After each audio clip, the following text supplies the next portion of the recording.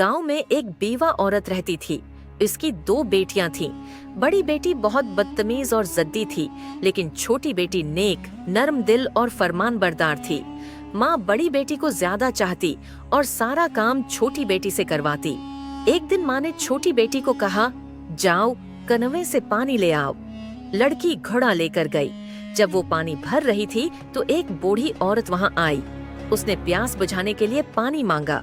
लड़की ने मुस्कुराकर अदब से घड़ा आगे बढ़ाया और कहा, ये लीजिए उम्मा, जितना चाहे पी लें।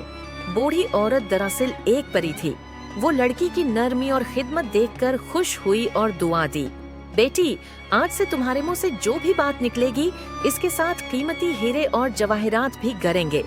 जब वो घर वापस आई और बात करने लगी तो वाकई उसके मुंह से हीरों की बारिश होने लगी। माँ और बड़ी बहन ये देखकर हैरान रह गई। माँ ने लालच में आकर बड़ी बेटी को भेजा। वो कनवे पर पहुंची। इसी जगह वही बूढ़ी औरत दोबारा आई और उससे पानी मांगा, लेकिन बड़ी बेटी ने मुंह बिगाड़ कर कहा, दूर हट बढ़िया, खुद जाके पी ले, मैं कोई नौकरानी हूँ क्या?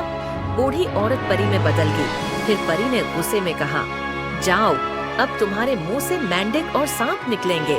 जब बड़ी बेटी घर आई और बोली तो वाकई इसके मुंह से बदसूरत मेंढक और सांप गरने लगे। माँ ये देखकर घबरा गई। अब गांव के लोग इकट्ठे होने लगे।